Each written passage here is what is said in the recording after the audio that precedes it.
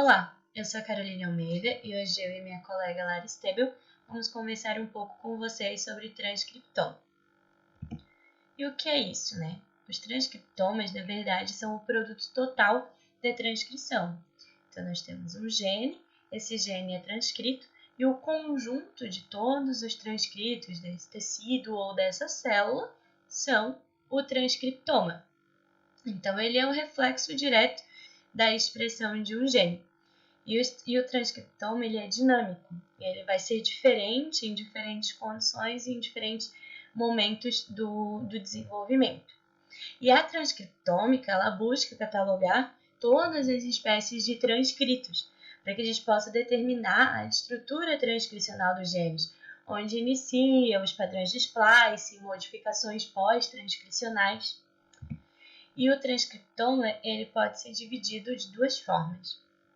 Os RNAs codificantes ou codificadores, que é então todo e qualquer transcrito que pode ser traduzido, codificado para uma proteína, ou seja, os nossos conhecidos RNAs mensageiros, né? Então, esses RNAs eles têm uma sequência de ácidos nucleicos que codificam para um aminoácido esses aminoácidos, então dão origem a uma proteína. Apenas cerca de 2% do genoma é codificante para proteína. Então, apenas cerca de 2% gera esses transcritos que podem ser codificados, traduzidos em proteínas. E nós temos também os RNAs não codificantes, que basicamente é toda e qualquer molécula de RNA que não pode ser traduzido em uma proteína, que não codifica para aminoácidos. E por muito tempo acreditava-se que esses RNAs não codificantes eram produtos transcricionais lixo, derivados de sequências de DNA lixo, ou seja, eram apenas ruídos transcricionais e que não tinham nenhuma funcionalidade, porque segundo o dogma central, né, o antigo dogma central da biologia de Francis Crick, a informação genética ela viajava do DNA, tendo o RNA apenas como um intermediário que armazenava essa informação genética temporariamente até ser traduzido em uma proteína, que daí sim era o produto final da expressão gênica e era o produto com funcionalidade, né, o produto funcional. Mas os trabalhos das últimas décadas alteraram essa percepção, né, demonstrando na verdade que esses RNAs não codificantes se tratam de moléculas regulatórias funcionais e que modulam processos moleculares e celulares complexos.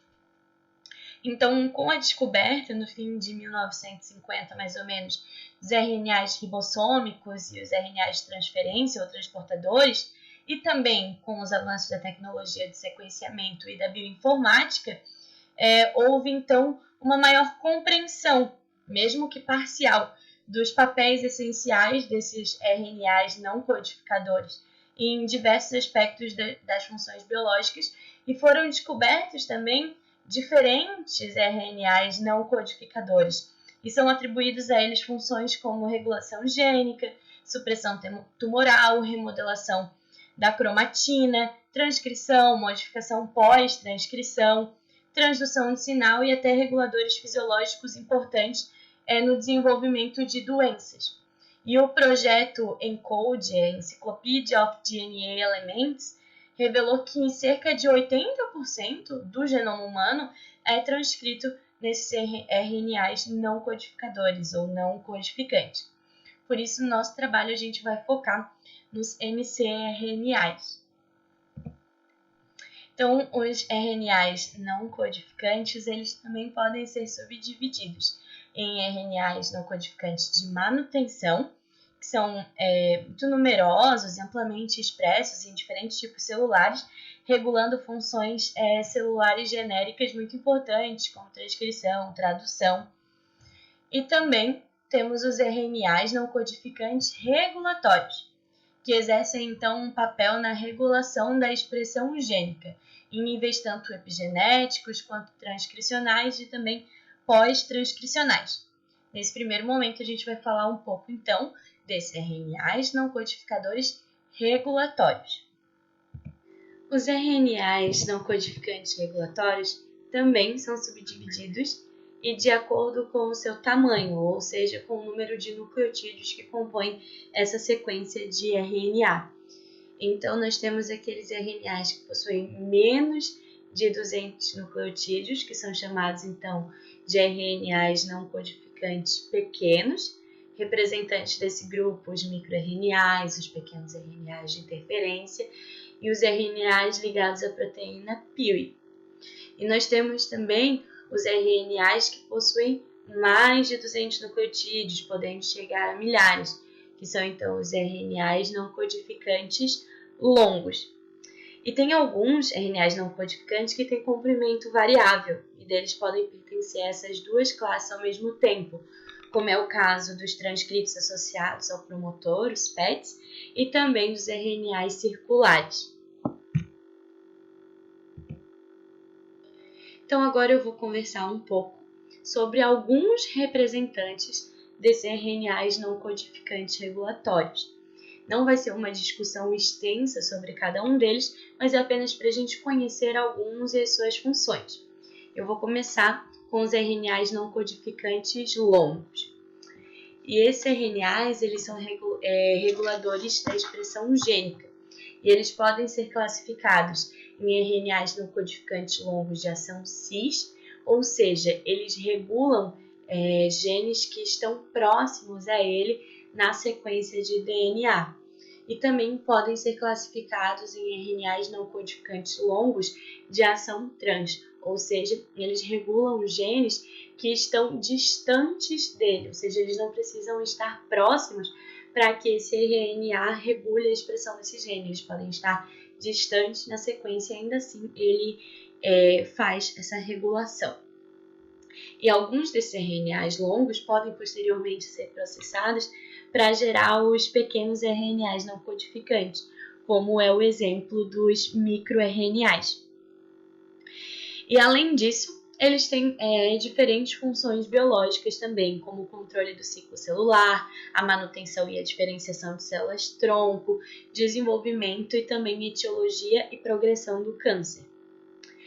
E os exons em genes que codificam as proteínas, eles podem ser então transcritos dando origem a esses RNAs não codificantes longos. Essas moléculas de RNA elas têm capacidade de interagirem com diferentes outras moléculas, como por exemplo DNA, proteínas, RNA mensageiro e até outros RNAs não codificantes. Então nessa imagem a gente vê algumas dessas interações e as consequências dela, como por exemplo a gente tem a interação desse RNA não codificante longo com uma molécula de DNA, onde a gente tem então modificação da cromatina, também mediação da transcrição. Nós temos esses RNAs longos também agindo como andaimes para proteínas. Então, assim, eles também exercem algumas funções na sinalização. Temos também a interação desses RNAs longos com o próprio RNA mensageiro, modulando também a tradução e interagindo com outros RNAs não codificantes, como o microRNA, onde ele funciona como uma esponja de microRNA, inibindo a função desse microRNA. O que a gente pode observar aqui na imagem, nós temos em verde um microRNA se ligando ao RNA mensageiro, que está em roxo. E esses microRNAs, eles têm a capacidade de impedir que esse RNA mensageiro seja traduzido em uma proteína. Então, quando os RNAs não codificantes longos interagem com esses microRNAs, eles estão inibindo essa função de impedir a tradução dos microRNAs. É uma das coisas, né? Nós temos também os RNAs circulantes, que, como o próprio nome diz, né, eles não têm extremidades, eles formam estruturas de loop fechados e eles são produtos da circularização de eventos de splicing. E pode ser gerados a partir de exons, de introns, regiões intergênicas ou até mesmo de regiões não traduzidas. E eles desempenham papéis muito importantes em diversos processos biológicos, como por exemplo a própria regulação de splicing e também a regulação da transcrição ao se ligarem à RNA polimerase 2. Nós temos também como representantes dos RNAs não codificantes pequenos, né, os pequenos RNAs não codificantes, os microRNAs, que na verdade são a classe mais abundante desses pequenos RNAs não codificantes. Eles regulam a expressão gênica tanto no citoplasma quanto no núcleo por meio de diferentes mecanismos e também mediam o silenciamento gênico no nível pós-transcricional. Esses microRNAs, eles têm a capacidade, como eu comentei naquela imagem, de impedir que um RNA mensageiro ele seja traduzido em uma proteína, por exemplo, porque eles se ligam competitivamente na região 3' UTR, região não codificante desse RNA mensageiro, alvo, e impedem então que ele seja traduzido. E eles podem até levar à degradação desse RNA mensageiro.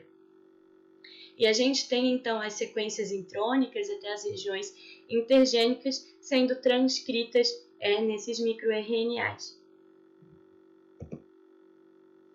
Nós temos também os pequenos RNAs de interferência, né, os siRNAs, que na verdade são RNAs de fita dupla, né? E eles desempenham papéis essenciais na via de interferência do RNA. Eles interferem no silenciamento gênico e são muito utilizados na pesquisa. Por exemplo, você tem ali uma cultura de células e você quer observar como funciona o silenciamento de uma proteína, né? Então você vai usar um siRNA para silenciar o gene que codifica aquela proteína e a partir disso você pode administrar fármacos, né? Tratar com fármacos para ver se esse fármaco interage ou não na via de sinalização dessa proteína que você sinalizou, enfim, dependendo do seu objetivo. Essa é só uma das aplicações, mas o siRNA ele é muito utilizado na pesquisa. E os transcritos de elementos de transposon, que são transcritos, né, podem ser transcritos nesses pequenos RNAs de interferência.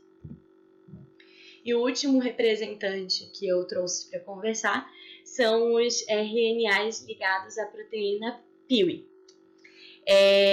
Diferente, né, dos outros RNAs, eles têm função dependente da ligação com essas proteínas PIWI. Então, se eles não se ligam, eles acabam não sendo funcionais. Mas quando funcionais, né, eles formam complexos de silenciamento, silenciando então os seus alvos tanto no nível transcricional quanto no nível pós-transcricional. E eles podem ser transcritos, né, derivados de várias regiões intergênicas. Ok, Carol, eu entendi tudo isso na teoria, mas me fala um pouco sobre esses RNAs não codificantes ou não codificadores na prática. E para isso eu trouxe então uma pequena parte, bem resumida, de um artigo que liga então um RNA não codificante, mais especificamente um microRNA, a família microRNA 34, com o câncer. Então, o que é tratado, né, nesse artigo? Eles acreditam que o microRNA 34 ele é capaz de diminuir a expressão da proteína PDL1 nas células tumorais. A proteína PDL1 é uma proteína do nosso sistema imunológico e ela é expressa na superfície de células dendríticas e de macrófagos.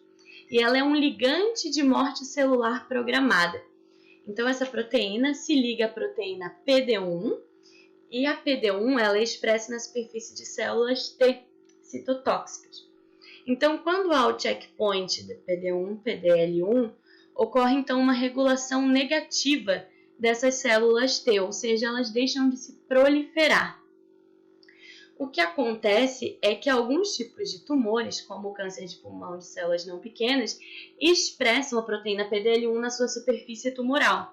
Então, quando o sistema imunológico vai atacar essas células tumorais, quando as células T chegam lá para atacar essas células, o PD1 da sua superfície se liga ao PDL1 da superfície tumoral e então o sistema imunológico é enganado. Né? Essas células T são reguladas negativamente, elas entendem que está tudo bem ali, param de se proliferar e não atacam, e consequentemente as células tumorais continuam a se proliferar e o tumor a crescer. E onde entra o microRNA nisso? Eles acreditam então que o microRNA 34 ele pode se ligar, né, em um sítio de ligação na região 3' UTR não codificante do RNA mensageiro da proteína, que codifica a proteína PDL1. E como eu já falei anteriormente, ao fazer essa ligação, ele impede que essa proteína seja traduzida. Então, há uma diminuição da expressão de PDL1 nessas células tumorais.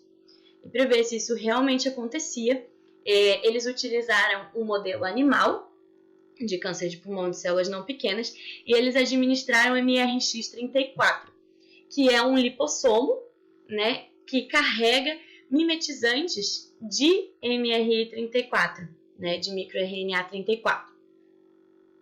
E eles quiseram observar, então, aqui no gráfico A, se essa administração estava sendo efetiva, se esses mimetizantes de microRNA 34 estavam chegando no tumor. E eles puderam observar que sim, a concentração de microRNA 34 ela era maior nos animais que foram tratados em comparação com os animais controles que não receberam essa administração de MRX34.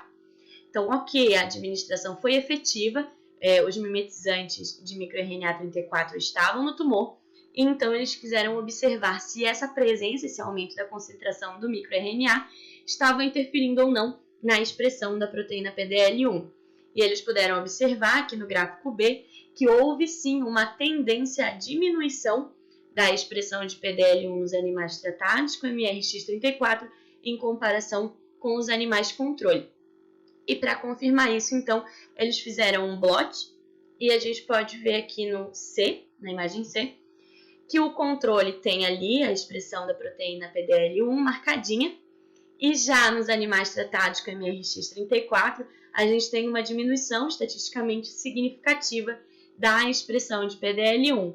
Então, eles acreditam que sim, o aumento da concentração do microRNA 34 fez com que ele se pareasse com o RNA mensageiro que codifica a proteína PDL1 e está impedindo a tradução dessa proteína, consequentemente diminuindo a sua expressão nessas células tumorais.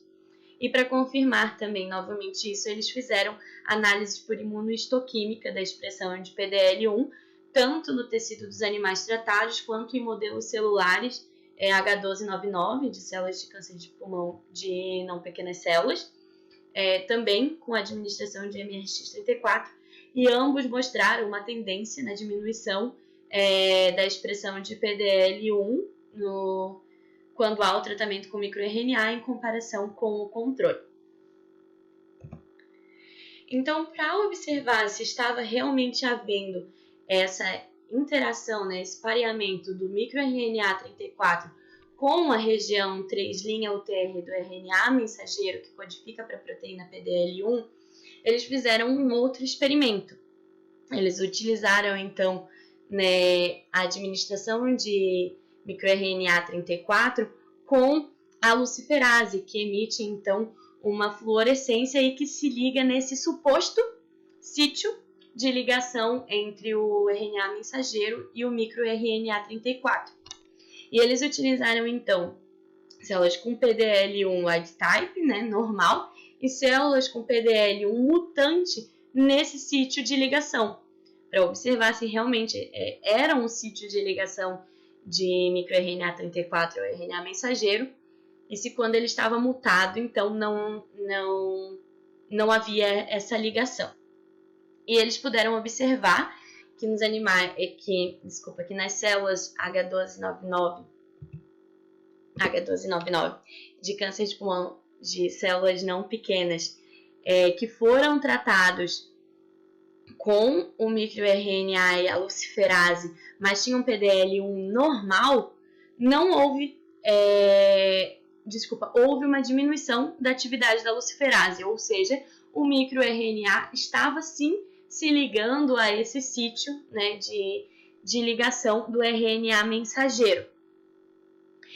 E quando eles utilizaram as células com PDL1 mutante, com mutação nesse suposto sítio de ligação, a atividade da luciferase ela foi aumentada, né? Ou seja, não estava havendo a ligação do microRNA 34 ao RNA mensageiro, o que sugeriu comprovar, né, a teoria de que sim, existe um sítio de ligação na região 3' UTR do RNA mensageiro que codifica para a proteína PDL1 a microRNA 34, e quando esse microRNA se pareia ali, ele acaba impedindo a tradução dessa proteína, diminuindo seus níveis de expressão.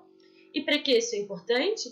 Porque com muito avanço na tecnologia, novas pesquisas, estudos e combinando com outras descobertas, isso pode ser uma posterior terapêutica para o câncer, né? Uma proposta terapêutica para o câncer. E esse é só um exemplo das grandes aplicabilidades e coisas que nós temos a descobrir sobre os RNAs não codificadores, que é um mundo muito vasto, esse novo mundo dos RNAs, onde a gente tem muito mais a descobrir, a estudar e a conhecer. Agora, falando um pouco sobre os RNAs não codificantes de manutenção, eles são uma espécie descoberta relativamente cedo, e esses RNAs não codificantes de manutenção eles foram incessantemente estudados nas últimas décadas, vistos que eles são expressos constitutivamente dentro, né, em todos os tipos de células, e eles também permitem, então, a viabilidade celular. Agora, então, aqui a gente tem um esquema que mostra um pouco dessas famílias, né? Então, dos RNAs não codificantes. A gente vai falar, então, dos housekeepings, que são os de manutenção. E aqui eu trouxe alguns dos RNAs não codificantes presentes dentro desse housekeepings, RNAs não codificantes, né? Os mais conhecidos, e eu acho que todo mundo aqui conhece, são os RNAs ribossômicos e os RNAs de transferência, ou os RNAs transportadores, né? Esses RNAs eles estão intimamente ligados com o processo de tradução do RNA mensageiro, né, para a produção de proteínas. Dentro também dessa classe, a gente tem os fragmentos, que são pequenos RNAs derivados do RNA transportador, e essa última, esses RNAs, né, pequenos, derivados do RNA transportador, a gente vai ver um pouco mais a fundo posteriormente.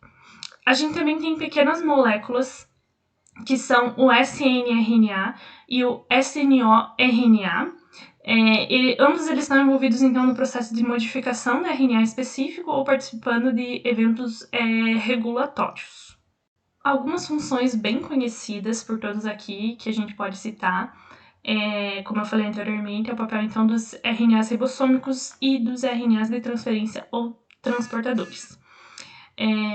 O RNA transportador, ele é produzido, então, a partir de uma fita de DNA. Esse RNA é chamado assim porque ele é responsável por transportar os aminoácidos que são utilizados na formação das proteínas até os ribossomos, e aonde, de fato, ocorrerá a síntese proteica. Já o RNA ribossômico, ele é chamado também por alguns autores de RNA ribossomal, e ele faz parte da constituição dos ribossomos. E nos ribossomos, que é essa sequência de bases do RNA mensageiro, ela é interpretada e a proteína é sintetizada. Então, aqui eu trouxe um exemplo, uma ilustração só para demonstrar esse processo, que aqui tem uma fita de RNA mensageiro, o RNA transportador, ele tem o anticódon e o aminoácido, aqui em cima a gente tem a cadeia de aminoácidos correspondente. Aqui a gente tem uma tabela da classificação dos RNAs não codificantes de manutenção, ou housekeepings. A gente pode ver, né, que os RNAs, eles variam, né, de 50 a 500 nucleotídeos, mas a gente tem a seção, então, dos RNAs ribossômicos, ou RNA ribossomal, que ele é de 120 a 4.500 nucleotídeos. Já o RNA de transferência ou transportador, ele tem um tamanho bem menor, então ele pode variar de 76 a 90 nucleotídeos. Falando então um pouco sobre os RNAs nucleolares, que são os snORNAs, eles são uma classe de pequenas moléculas de RNA não codificante, e eles conduzem modificações químicas, então a metilação ou a pseudouridinação, em outros RNAs, principalmente RNAs ribossômicos, RNAs transportadores e também em alguns RNAs nucleares. Essas moléculas elas formam pares de bases com regiões complementares da molécula de pré-RNA, direcionando a clivagem da cadeia de RNA e a modificação de bases durante a maturação da molécula do RNA ribossomal. Existem duas principais classes de snORNAs, que são a box CD associada à metilação e a box HACA, que é associada à pseudouridinação. Elas servem, então, como RNA guias complementares, complementares à sequência alvo específica, principalmente em precursores, então, do RNA ribossomal. Muitos desses snORNAs, eles são codificados a partir dos introns de outros genes, especialmente aqueles que codificam as proteínas ribossomais. Falando um pouco dos pequenos RNAs nucleares, que são snRNAs, eles são utilizados para o splicing, principalmente, são conhecidos por serem usados, né? Serem parte do spliceossomos. E esses, eles são moléculas pequenas, como o próprio nome já diz, né? E eles são moléculas pequenas e são encontradas dentro do núcleo das células eucariontes. Eles são transcritos pela RNA polimerase 2 ou pela RNA polimerase 3, e eles estão envolvidos numa variedade de processos bem importantes, que, como eu falei, no splice do RNA, na regulação de fatores de transcrição, ou no RNA polimerase 2 e na manutenção dos telômeros também. É importante, só para exemplificar para vocês, que o splicing é aquele processo, então, por definição, do processamento do RNA co, ou pós-transcricional, pelo qual os introns eles são removidos dos precursores do RNA mensageiro e os exons eles são unidos para formar RNA mensageiro maduro e funcional. Aqui a gente continua com aquela tabela, né, da classificação dos RNAs não codificantes. Aqui só para mostrar o tamanho de cada um deles, o snRNA, aquele que está envolvido com o splice, ele tem de 100 a 300 nucleotídeos, e o snORNA, ele está envolvido... o snORNA, ele tem cerca de 60 a 400 nucleotídeos. Mais recentemente, diferentes papéis eles foram atribuídos aos RNAs transportadores, ou de transferência. Várias evidências emergentes elas mostram várias evidências emergentes mostram que, sob várias condições de estresse, os RNAs transportadores ou RNA transportadores maduros, eles podem ser clivados e derivados e gerar derivados, né, dele mesmo, então derivados do RNA transportador envolvidos em muitos processos fisiológicos e patológicos específicos. Na verdade, foi descrito que o RNA transportador ele pode atuar como uma molécula reguladora que participa da proliferação celular, resposta ao estresse, inibição da tradução, a manutenção da estabilidade do genoma, a regulação da expressão gênica em ambos os níveis, tanto transcricional como pós-transcricional. Aqui tem uma tabela bem legal, bem interessante, só para a gente ter uma noção sobre quais são as funções, né, realizadas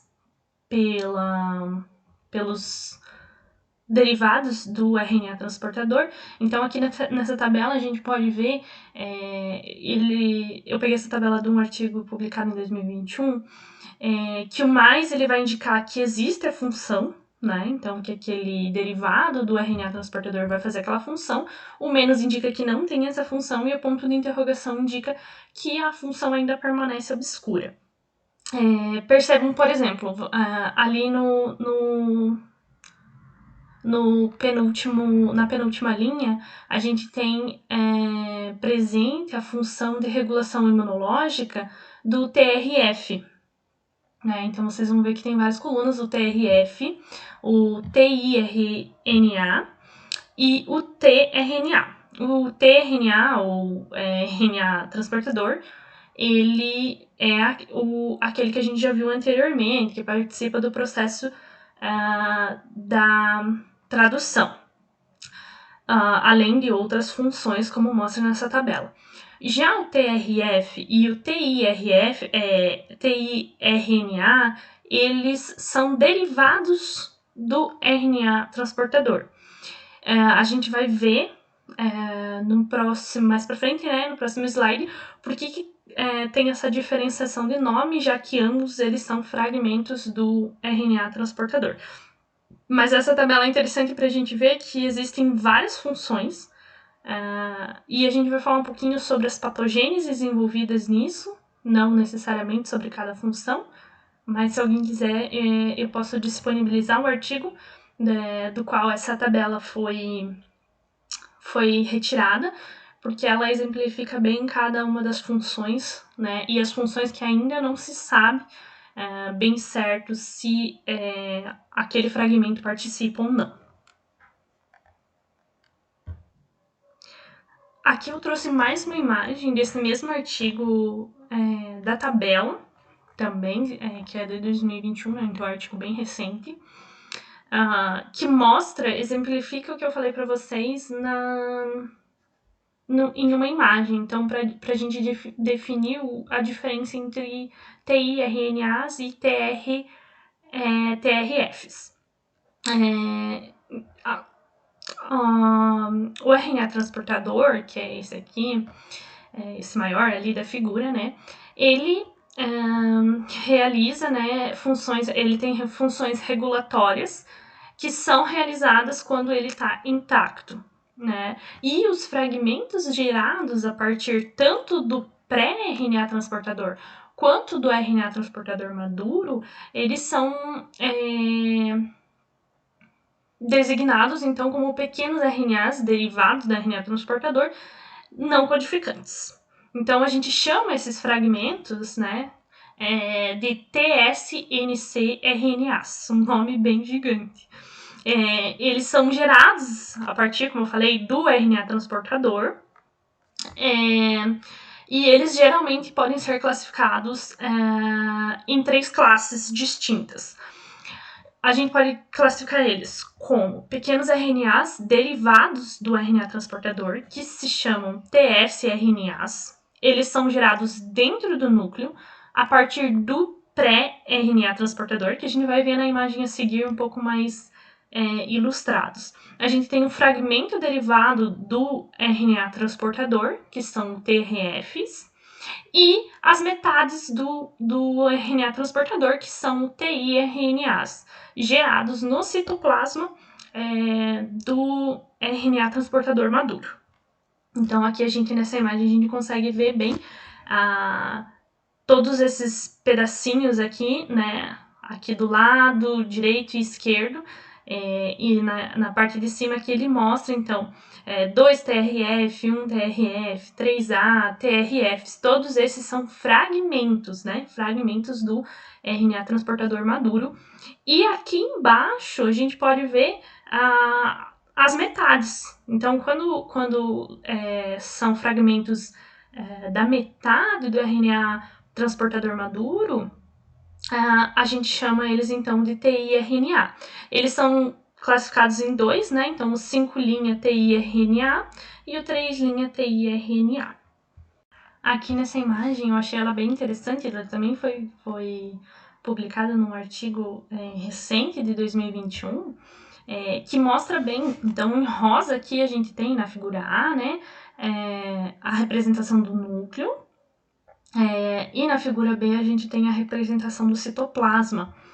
Nessa primeira imagem aqui, a gente tem o pré-RNA. O pré-RNA é da onde vai sair, se vocês verem, tá bem pequenininho, mas acho que dá para ver aqui, é o tsRNA, aquele que eu havia falado anteriormente, que é um fragmento do RNA transportador, mas é o pré-RNA transportador, antes mesmo dele se tornar, né, na estrutura secundária. Fora do núcleo, ali no citoplasma, nessa que está em laranja, a gente pode ver, então, o TI-RNA 5' e o TI-RNA 3', né? Então, a divisão desse RNA transportador maduro, né? Que ocorre no citoplasma. E também a gente tem os TRFs, né? Então, são vários fragmentos do RNA transportador maduro. Aqui só para mostrar também o tamanho deles, né? O TRF ele tem de 16 a 28 nucleotídeos e o TI-RNA tem de 29 a 50 nucleotídeos. Então, eles têm um tamanho bem reduzido. Os TSNs RNAs, que foram os que eu estava falando anteriormente, eles podem ser causadores de doenças e também agentes terapêuticos. Pequenos RNAs derivados do RNA transportador, eles estão atraindo uma considerável atenção como biomarcadores. Alguns estudos eles relatam que a detecção de TRFs circulantes para o diagnóstico de várias doenças, como a epilepsia ou carcinoma, o carcinoma de células renais, carcinoma de células claras renais, no câncer gástrico, entre outros, né? Diante disso, né, foi separado então alguns estudos importantes que demonstraram que pode haver alguma relação com alguns tipos de câncer. Como é o exemplo do estudo de Yang e colaboradores de 2020, que eles descobriram que os níveis de TRF, que eu coloquei aqui para vocês no slide, eles foram significantemente menores em amostra de plasma de pacientes com câncer de mama inicial. Então, os autores eles sugeriram que esses TRFs da extremidade 5' do RNA transportador, eles podem ser úteis como biomarcadores no diagnóstico, então, do câncer de mama inicial. Mas, como eles relataram no estudo, é necessário ainda uma confirmação adicional e uma amostra maior para que isso seja realmente confirmado. Em outro estudo feito por Zhang e colaboradores em 2020, ele revelou que a TRF3019A ela é super expressa em câncer gástrico e ela regula diretamente a proteína FBOX47, que tem a função supressora de tumor. Então, os autores observaram que a regulação negativa da proteína FBOX47, mediada pela TRF3019A, ela promove atividades malignas em células do câncer gástrico, indicando que a TRF3019A desempenha um papel crucial no câncer gástrico por direcionar essa proteína FBOX47. No geral, então, os resultados eles mostraram que essa TRF3019A ela tem um papel oncogênico na progressão do câncer gástrico e ela pode ser usada tanto como biomarcador potencial como para um diagnóstico com um alvo terapêutico para o tratamento de câncer gástrico.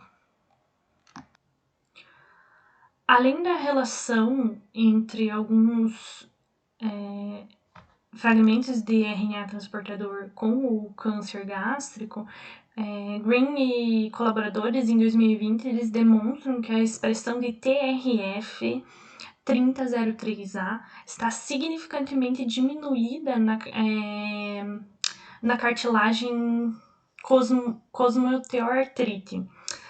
Eles também verificaram que esses TRF eles poderiam ter um potencial regulatório nesse tipo de patogênese. Cusco e colegas em 2018, né, anteriormente, eles haviam relatado que a TRF3003A, que é a mesma que Green estudou, ela poderia conferir um silenciamento de genes por meio da complementaridade da sequência de sementes, semelhante à função do miRNA. Então, após a estimulação da citosina inflamatória interleucina 1 beta, eles descobriram que a TRF3003A 3003A foi altamente expressa, determinando que esse TRF ele está relacionado com a regulação do gene interleucina 1 beta. Esses resultados eles demonstram que em condições patológicas existem TRF e RNAs transportadores alterados, e alguns TRFs eles podem ter um efeito na regulação gênica pós-transcricional.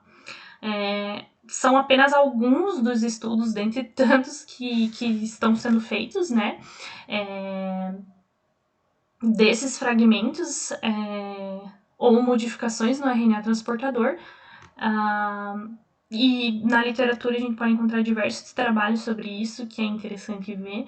E a gente vê o destaque que essas moléculas estão tomando, visto que elas podem ter diversas funções e principalmente ser usada então no diagnóstico como biomarcadores. Uma classe que a gente também pode incluir nos RNAs não codificantes de manutenção são o gene TERC, né? Então, essa classe ele é um RNA guia associado ao complexo do telômero. Ele é essencial para a formação final e manutenção dos cromossomos em células normais em proliferação.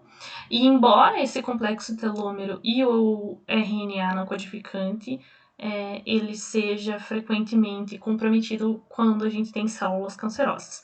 O gene TERC ele vai fornecer instruções para a produção de um componente de uma enzima chamada telomerase. A telomerase, como a gente já viu em aula também, ela mantém as estruturas chamadas de telômeros, que são compostos por fragmentos repetidos de DNA encontrados na extremidade dos cromossomos, e eles protegem esses cromossomos de aderir anormalmente ou quebrar ou serem degradados, né? Na maior parte das células, os telômeros eles se tornam progressivamente mais curtos à medida que a célula se divide, e após um certo número de divisões, os telômeros eles se tornam tão curtos que fazem com que a célula pare de se dividir e entre em apoptose. A telomerase ela neutraliza o encurtamento do telômero, adicionando pequenos segmentos repetidos de DNA às extremidades do cromossomo cada vez que a célula se divide. A enzima telomerase, ela consiste em dois componentes principais que atuam juntos. O componente produzido a partir do gene TERC, que é conhecido como HTR, que é o que interessa pra gente, que é o componente HTR, ele é uma molécula de RNA não codificante, e ela tem essa função que eu falei para vocês. Ele fornece um modelo para criar a sequência repetida de DNA que a telomerase adiciona às extremidades do cromossomo. Para concluir, é importante a gente falar um pouco sobre que esses resultados eles demonstram que os RNAs não codificantes eles têm um papel super importante no organismo. E esse seminário, eu e a Caroline, a gente tentou trazer diferentes exemplos, mas esses são só alguns exemplos dos papéis dos RNAs não codificantes em diferentes condições. Existem vários outros trabalhos disponíveis na literatura, o que mostra pra gente a importância e o destaque que essas moléculas elas vêm tendo nos estudos. Essas aqui são as nossas referências. E a gente vai deixar 2 vídeos que a gente julga ser bem interessante para vocês darem uma olhada, né? Para também entender um pouquinho mais, ou talvez algumas coisas que ficaram de fora pela questão do tempo ser pré-estabelecido e não dá tempo da gente falar de algumas coisas.